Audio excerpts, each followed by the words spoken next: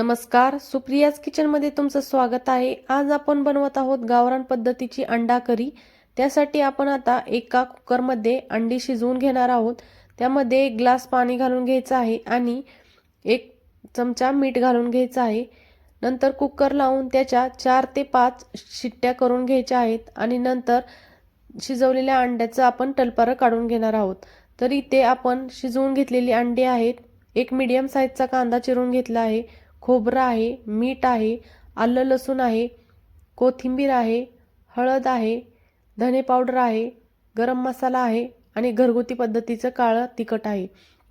एका कढईमध्ये 1 चमचा तेल घालून घ्यायचं आहे आणि त्यामध्ये आपण आता कट करून घेतलेला कांदा घालून घेणार आहोत। कांदा हा चांगला सोनेरी कलर येऊपर्यंत भाजून घ्यायचा आहे।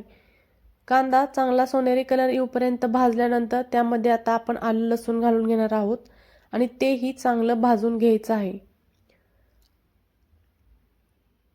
आता ते भाजलेले सर्व सामग्री आपण काढून घेणार आहोत आणि त्यामध्ये आता आपण खोबरं घालून घेणार आहोत। खोबरं पण आपण चांगलं सोनेरी कलर येऊपर्यंत भाजून घ्यायचं आहे। त्यानंतर त्यामध्ये आपण तीळ घालून घ्यायचे आहेत आणि तेही थोडेसे भाजून घ्यायचे आहेत आणि लगेच तेही काढून घ्यायचं आहे। तर आता आपण भाजलेले सर्व जिन्नस त्यामध्ये कोथिंबीर घालून चांगली त्याची पेस्ट बनवून घ्यायची आहे। तर केलेलं वाटण आता आपण चांगलं भाजून घेणार आहोत। तर कढईमध्ये 2 चमचे तेल घालून घेतलं आहे आणि त्यामध्ये आपण बनवलेलं वाटण घालून घ्यायचं आहे।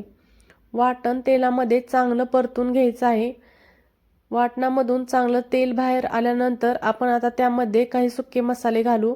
त्यामध्ये थोडीशी हळद घालू, नंतर 1 चमचा धने पावडर घालूया। नंतर त्यामध्ये आपण आता गरम मसाला घालून घेणार आहोत। गरम मसाला घातल्यानंतर आता आपण त्यामध्ये घरगुती काळं तिखट घालून घेणार आहोत। हे मसाले आपण बनवलेल्या वाटणामध्ये चांगले मिक्स करायचे आहेत। थोडंसं मीठही घालून घ्यायचं आहे आणि हे चांगलं मिक्स करून घ्यायचं आहे। मसाले वाटणात चांगले मिक्स झाल्यानंतर आता आपण शिजवून घेतलेले अंडी त्याला थोडेसे कट लावून घ्यायचे आहेत आणि ते आपण ह्या मसाल्यामध्ये टाकून घेणार आहोत आणि मसाल्यामध्ये अंडी चांगली परतून घ्यायची आहेत आणि नंतर त्यामध्ये आता आपण गरम पाणी घालून घेणार आहोत। इथे मी वाटण करून घेतलेल्या मिक्सरच्या भांड्यामध्ये गरम पाणी ओतून घेतलं आहे, तेच आपण त्यात घालायचं आहे। नंतर आपण अजून त्यामध्ये पाणी घालून घेणार आहोत। तुम्हाला जेवढी करी पाहिजे असेल तेवढंच पाण्याचा वापर तुम्ही इथे करायचा आहे।